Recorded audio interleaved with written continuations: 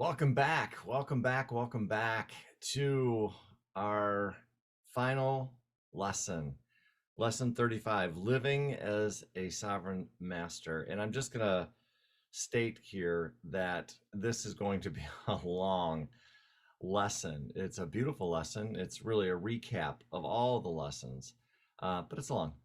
And I'm really looking forward to sharing this with you today.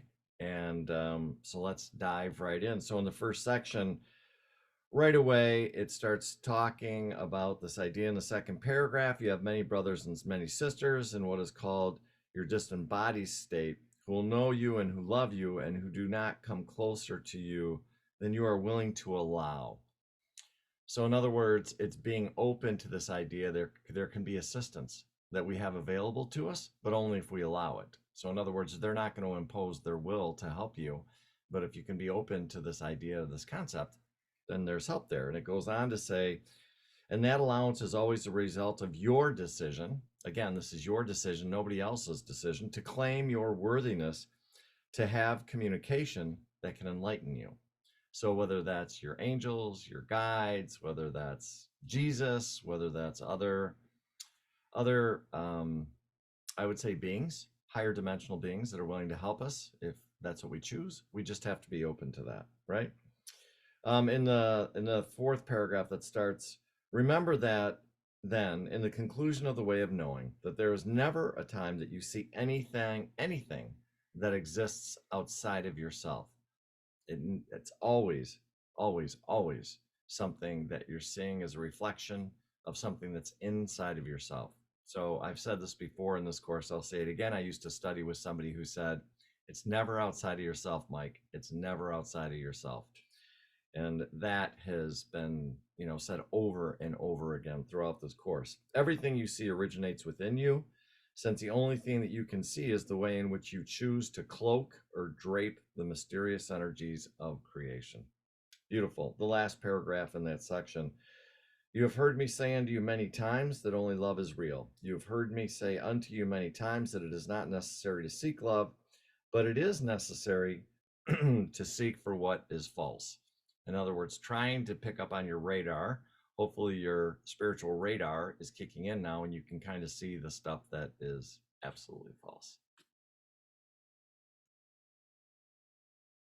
And so the next section is creating is a master, and this thing has got so much in it. Well, the whole chapter does, quite frankly. But we start off with going in the first paragraph. It starts off, well, you may perceive yet to be the burden of the fact that you are constantly creating. You are indeed a creator. So one of the realizations is that we're always creating. It's not a matter if we're not creating. It's just a matter of are we doing it consciously or not, right?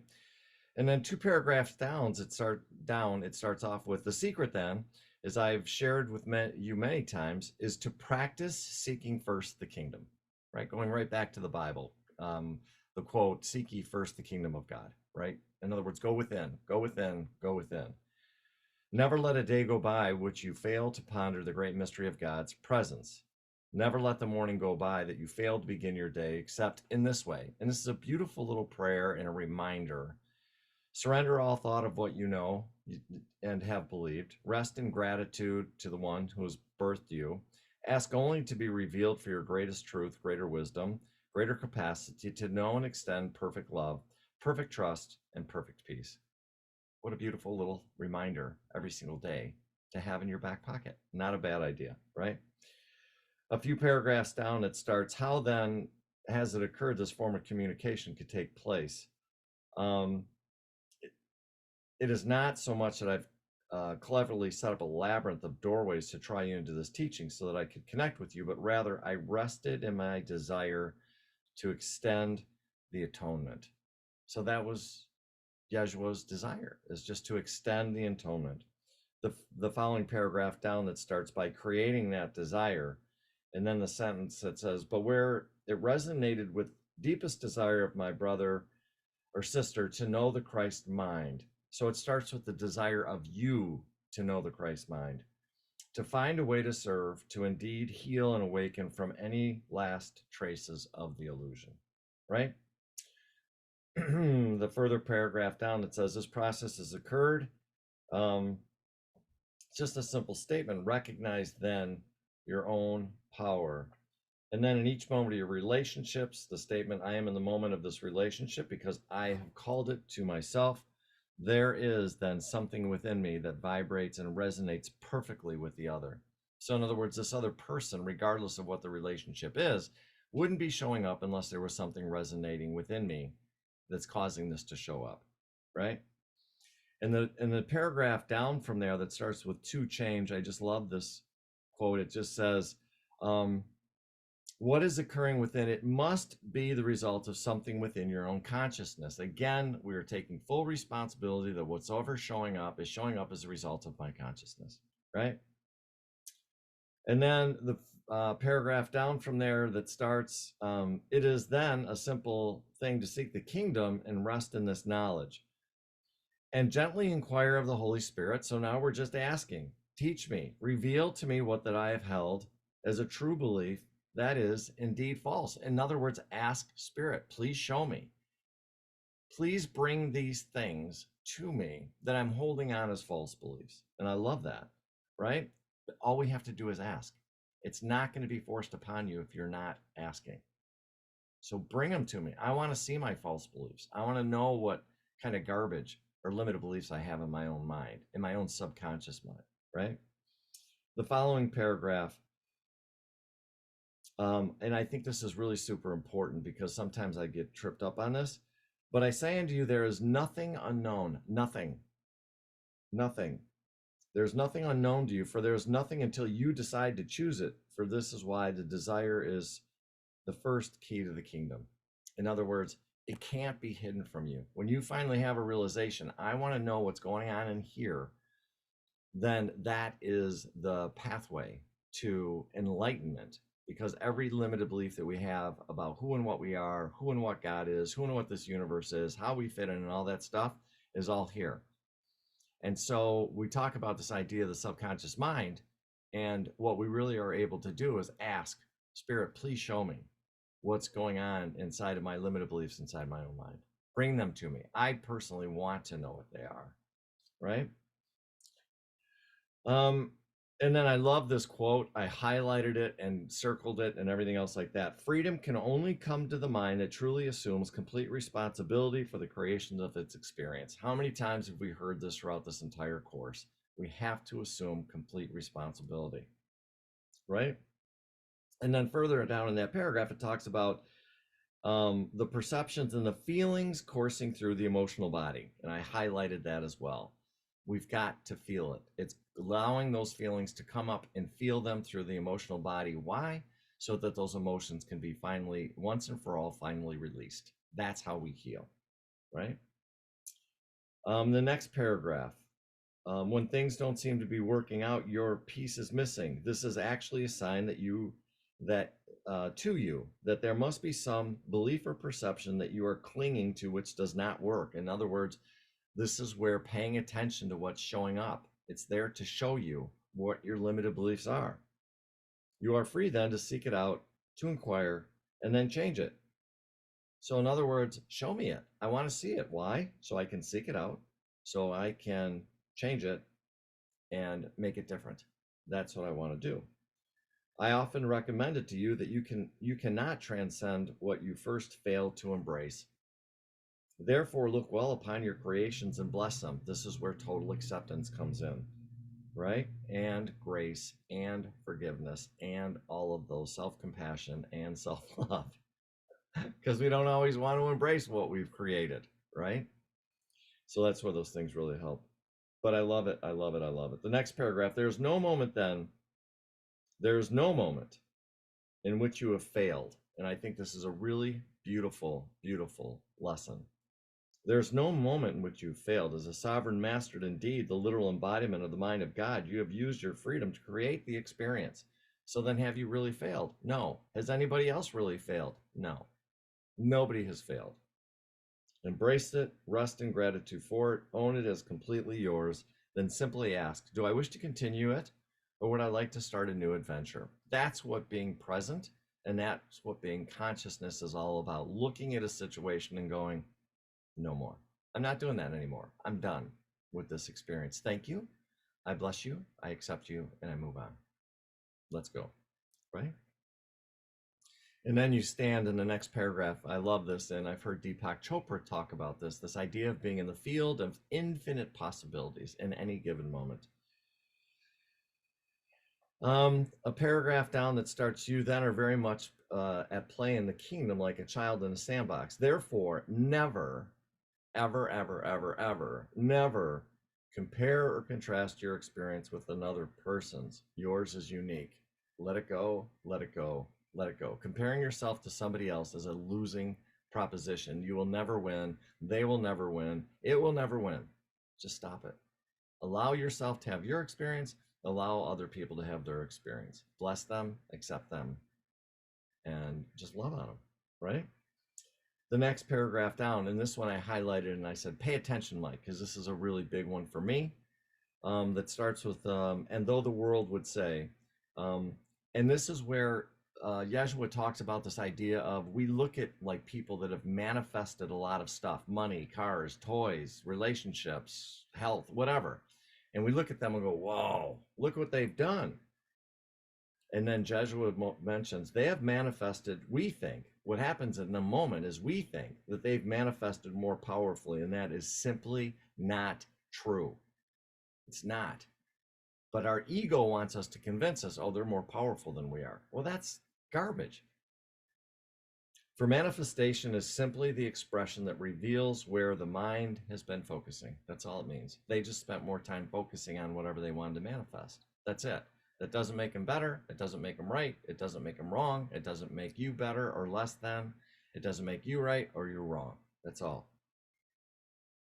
The real power is the very mystery that anything can be manifested at all, and that you are free to constantly choose anew. You can create whatever you want. Freedom, the ultimate freedom, being able to create whatever you want at any given time. He goes then back into this concept, behold, I have created all things and it is good. The lesson way back when at the end of every day we look at it and say, behold, I've created all things good.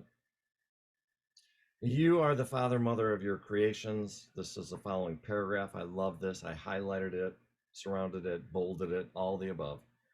You are the mother, father of your creations. You are the mother, father of your thoughts, your attitudes, and your choices. Look upon all of these things and say, behold, it's very good. For goodness begets goodness. Why do you want to call them good? All of them, the good and the bad, because goodness begets goodness. So if you look at it and say, hey, this is really, really good, guess what? You get more really, really good, right? Judgment begets judgment, for nothing can produce except that which is like itself.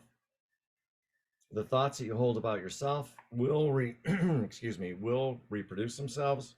When you look upon all things as good, goodness will be forgotten for that decision. Each time that you chose to hold a negative thought about yourself or about anyone, you've only ensured the kind of inconsistency in your mind that interprets the power of your ability to create more and more. Pay attention, pay attention, pay attention. This can only be because you have held deep within your mind some belief, and I love this. I highlighted again this whole paragraph. This section. I can't get enough of it. No matter what I do, it doesn't work out. And for me, that was certainly true. I used to think that. And if you have that thought, then there's some type of a conflicted belief, a belief in goodness and a belief in evil. Create a conflict that must entrap the soul. When I read that, it just blew my mind. It's like, oh my God, I hurt. It's like, what am I doing?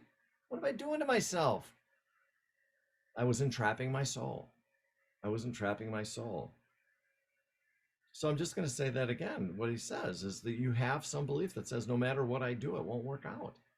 My argument would be, at a certain level, most of us have a lesser or greater degree of that one belief. It's powerful. I would suggest taking a look at it for a second. The next section is called Perceiving as a Master. Therefore, indeed, beloved friends, if you are complete the study of the way of mastery, then know this: you think as you think, you shall be. I mean, you boil it down to it, it's really that in a nutshell. As you think, you shall be.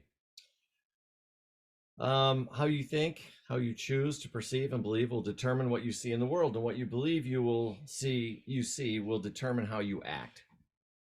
It will determine your friends you keep, the kind of career you create, where you live, and how you feel. In other words, if you hold the thought that you cannot trust the universe to support you, you will look and see a world that seems self-evidently to reveal to you that such a thought is true.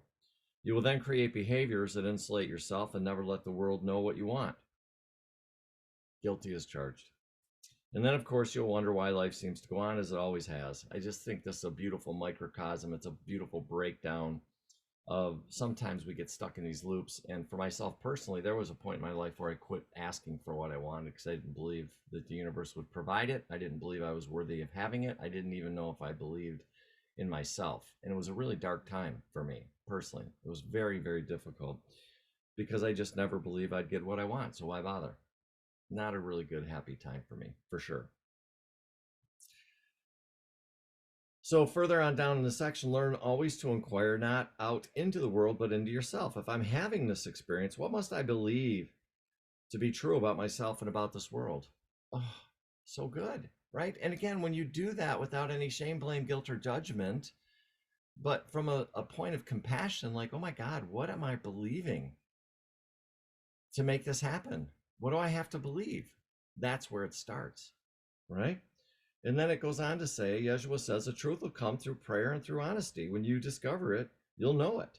Then use the sovereign power of free choice given unto you, which is the truth of the kingdom, to choose otherwise. In other words, I can change that belief. I can change this belief.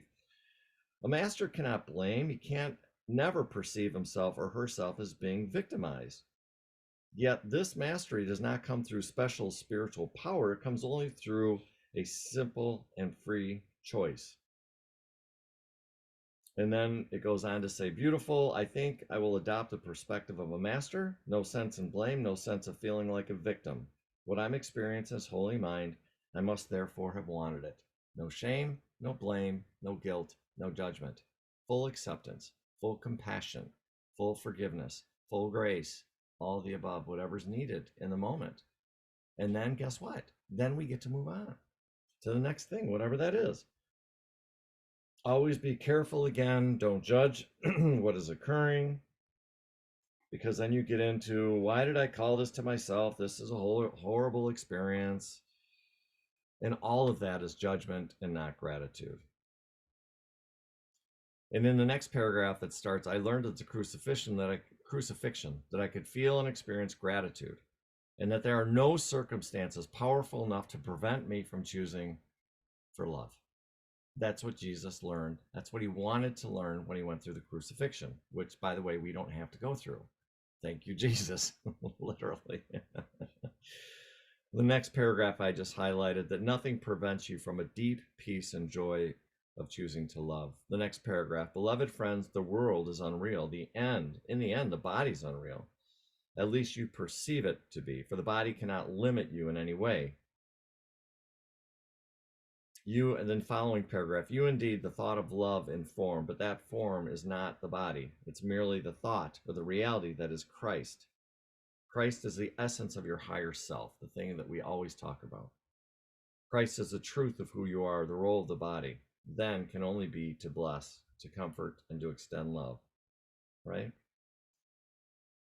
A couple paragraphs down, it's beautiful. It gives you the 3 steps. The paragraph that starts off, you are indeed a sovereign master of your domain. Number 1, or no, excuse me. And you cannot fail in any moment. We've already talked about this, but then it goes on to say, look at the outcome in order to dissolve the thought. First say, here we go. Here's some instructions. Write them down. Step 1, 2, and 3. 1, this is good. What a good girl or boy I am. This was a rich experience. Look what I created. This is good. Then merely ask, I wonder what I might most want to experience now. So what do I want instead? Oh, I can do that? Yes, you can do that, right? And then, well, actually, no, I'm sorry. I got them out of order just a little bit. Sorry, let me back up. So first of all, just saying I'm really good. I'm a good person. I'm a good girl or a boy. Second, then acknowledge this was a rich experience. This is great. And then third, I wonder what do I want to do now? How do I want to pivot? How do I want to change? How do I want to show up differently? What do I want to believe differently? What do I want to think differently? What do I want to say differently?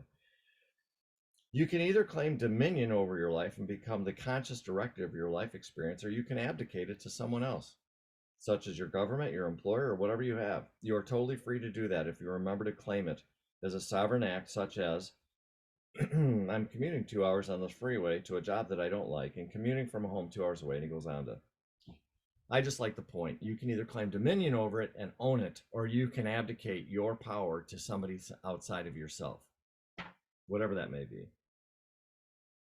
The next paragraph is a sovereign master, and you feel you are free to follow me. You're free to choose your loving thoughts. You are free to remember only loving thoughts. The next paragraph, that's why there can be no feeling that must be judged or avoided. All of them. Let them all come. Let them all come. Feelings of despair, feelings of sadness are merely something left over from a past thought. In the act of embracing them, you have already decided to love, and love alone heals all things. Of course. Of course. A couple of paragraphs down, oh, he talks about indeed, beloved friends, that there is no such thing as a finish line. I love that. We are always growing. We are always expanding in our desire for awareness. There's always another level. Even when you get to the next level, there's always another level. There's always another level. Why? Because of who and what we are.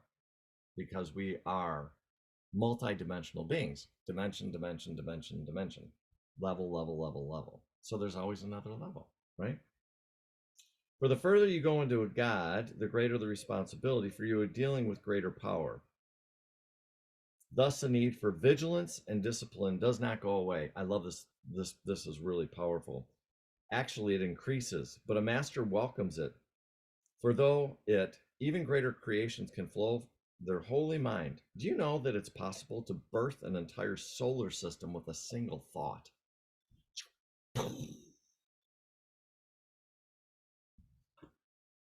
Birth an entire solar system, right?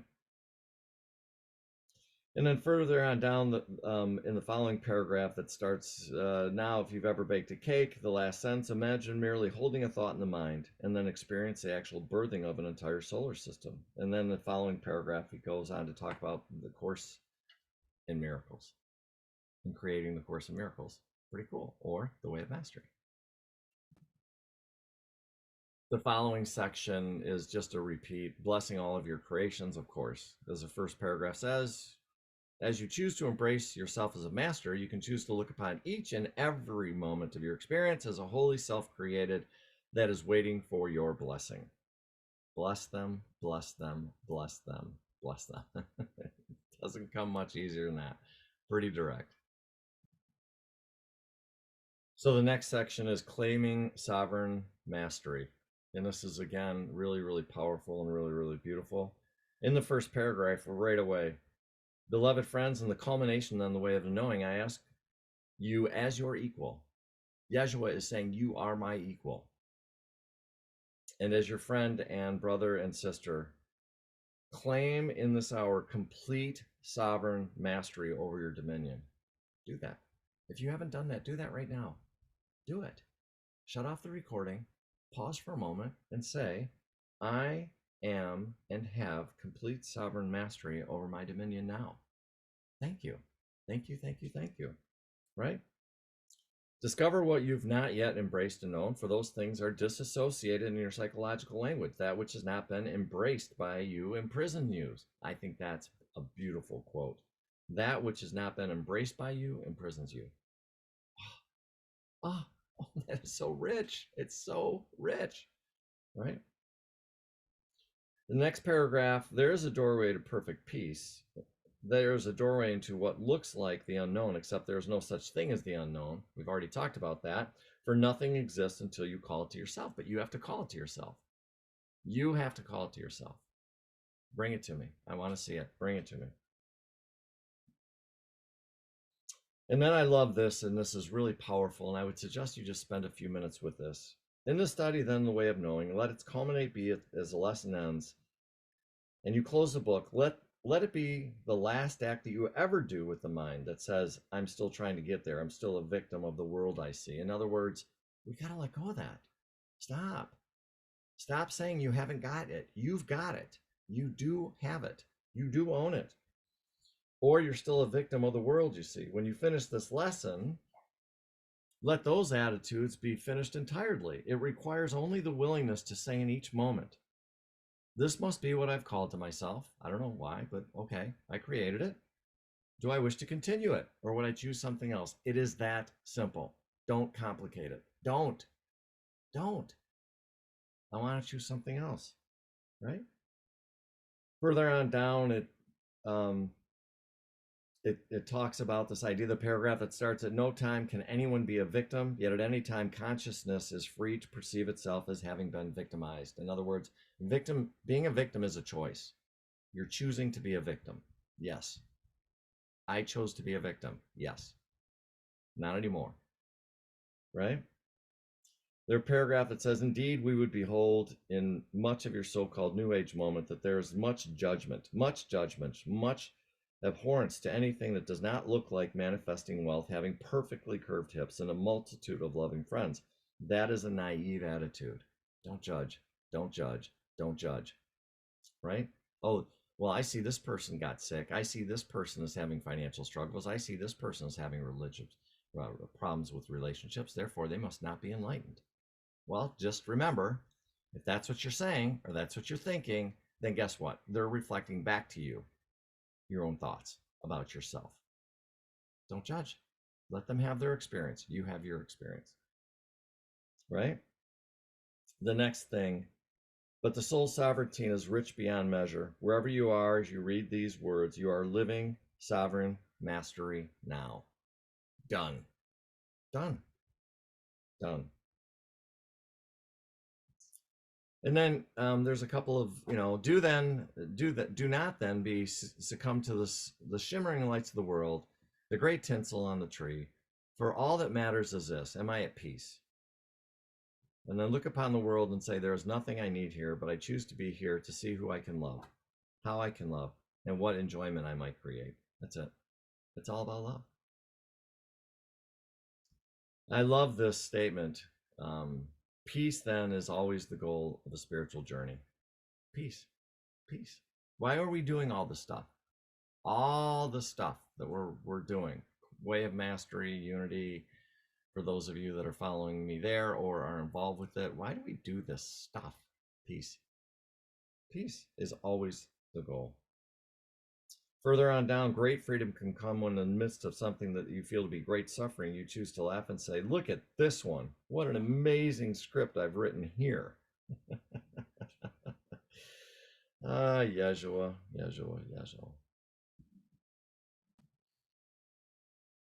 The next section, behaving as a master. Again, super powerful section. Did I say powerful enough?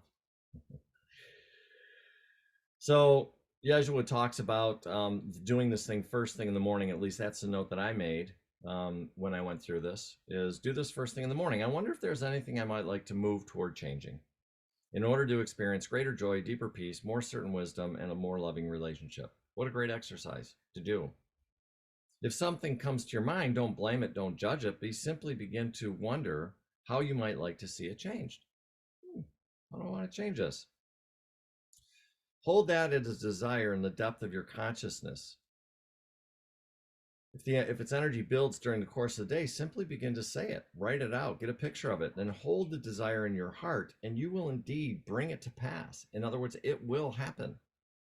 For you see, manifestation occurs immediately in the field of the mind that is no longer conflicted with the opposites. And then the beautiful part about the section is Yeshua goes on to say, so if something seems to be manifesting slowly for you, and take notes here, it's really powerful and good. First of all, it simply may be that that's part of your script. In other words, you're telling yourself, this is taking too long, this is taking too long, this is taking too long. And you can think that, oh, it's taking too long, which means what? It's going to take too long. Or you could just say, hey, I'm just going from one place to another. and focus on, hey, I'm just transitioning, right? It may also be because you have some conflicted belief in your mind and therefore in the cells of your body that is not in alignment with what you wish to desire. For instance, often the human mind will say, I desire a perfect loving relationship, but deep in the quiet of their mind is the thought, except I don't deserve it and I am unlovable. This is where the deep work goes that I love to play in and I love to work with people on, because often those thoughts are there and we ignore them. We pretend that they're not there. And when you pretend that they're not there and they stay there, you are conflicted and you will struggle manifesting what you want to manifest in your life. And I am a perfect example of that. So believe me when I tell you, I am not perfect and I have struggled with that greatly in my life. I've wanted many, many, many, many things in my life that didn't show up. And when I really look back at them, ultimately what I realized is there was a conflicting belief inside of myself. And instead of addressing that conflicted belief, I ignored it and pretended that it didn't matter. And it did matter, because it causes energy not to know what to do and it leaves you ineffective. But when you honestly take the time to root out those limited beliefs and what you're trying to manifest until you get to the point to where you can be at peace with them, then there is no conflict. Then things can just roll and they go. And that's what Jesuit was talking about. When that has been repressed or disassociated, it will run you and will conflict or take away from you the power to create or attract the desire. Therefore, when you desire, look well and watch with subtle vigilance, what contrary thought seems to come up. Then follow them so that they may become crystal clear. You may even discover where they begin, or maybe not. It doesn't matter. You're just trying to identify them. Feel whatever feelings may be associated with them, and then return to what you desire until you feel that all of your being is in perfect alignment with it. That is a process that you go through, and there's other modalities that you can use to help. But what I'm telling you, if you're wanting to manifest and create in your life, looking at those thoughts and beliefs that are in conflict with what you're wanting need to be addressed. I cannot emphasize that enough, and that's exactly what Jesuit is talking about here. Until you become, for then you begin to create yourself as a resonating station. I love it. Resonating station. Resonating with what? The vibration of what I'm wanting to create in my life. That's what. Then you become a powerful creator. Then things go really, really quick. And then towards the end of the statement, the chapter, that section, excuse me, all of the things demonstrated to me what I've chosen to desire, and it is all very good. The statement of love and acceptance is the doorway to the expansion of your mastery. Total acceptance, total love, totally, oh, look, this is what's happening. I'm not going to judge it. I'm not going to shame. I'm not going to blame. I'm going to accept it, and I'm going to love it, and I'm going to call it good, right?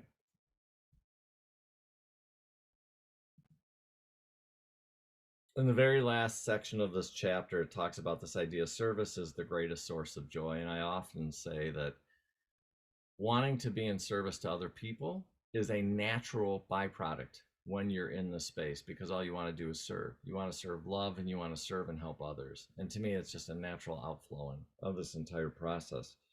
And Jesus says that in the paragraph, the third paragraph, service then is a natural outflow of the heart filled with the gratitude of grace.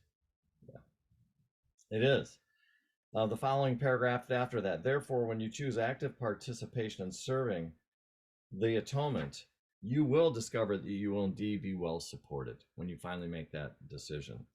In the final sentence in that paragraph, it says, to create within yourself a conduit for the extension of the greater love into the world, not because you must, but because you have chosen to serve. And you have chosen to serve because it's the greatest source of joy. To serve is the greatest source of joy. Then the paragraph where it says, so indeed, beloved friends, we come then very gently and by the way of summation to the culmination of the way of knowing. The truth is, you have been a master all along. You cannot help but be one, for you are constantly creating your experience. You are free now to create differently. How do you do that? Do not get up out of your chair and rush about. But why not decide right now, to experience happiness, to experience peace, and to experience the knowledge that you are a master? How do you do that? By choosing to. Simply decide right now for the next 30 seconds to be happy. So go ahead and pause for 30 seconds and say, I'm going to be happy.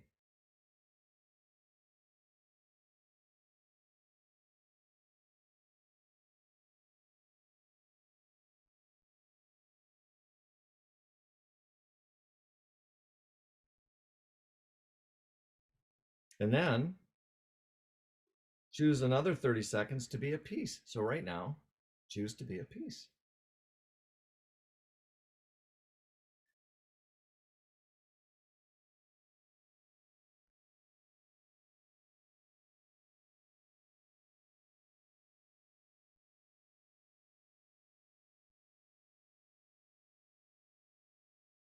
And then another 30 seconds to simply and quietly look around you and say, behold, I am indeed the master of my domain. And all of it has been very, very good. So do it right now. Look around and say to yourself, behold, I am indeed the master of my domain. And all of it has been very, very, very good. And I'm even doing that now as I look around. And I'm also looking at the screen. And for me, it's the day after Christmas here. And the power of just that time for me. And then also just finally saying, yeah, I am the master of my domain. Yes, yes, yes, and yes. Thank the chair that you're sitting in for coming into your dream. Thank the vase of flowers on your table. Thank the bill that comes in. Thank all things and blessings that come to you. For to fail to do this contracts your power to continue to expand and to create what you enjoy. The belief that you are in lack at any time is to create lack in your tomorrows. Therefore, choose now to feel perfect abundance and joy, and then behave as one who knows that they live in abundance. Creation is merely a harmless game done for the simple enjoyment of creating. Become then again as a little child, for every master is a little child, delighting in the great mystery and seemingly surprises of discovering the power that can move through them. Always move toward what you enjoy. Always follow your heart. What a great quote. Always move towards your joy. Always move towards your heart. Love it. Love it. Love it. Love it.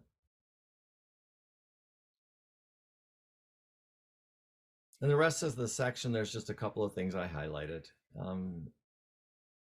Don't follow the reactive ego that says, oh no, I don't want to go there because that feels uncomfortable. Nothing is uncomfortable once you embrace it, right? Goes on to talk about a little bit of a firewalk thing going on. And then the final paragraph ends with, use then your time to cultivate the garden of a healed mind. Never believe that you do not hold the power to change the energy you feel in your emotional body, to change the thoughts held within your mind. You are free to birth whatever you desire, and nothing can serve as a limit to you. You are free, you are home, you are as I am. Peace be unto you always, precious, precious friend. Amen. I hope you feel it the way that I'm feeling it as I read these final words in this chapter and the final words of these books. I share with you that this is a journey that is never ending.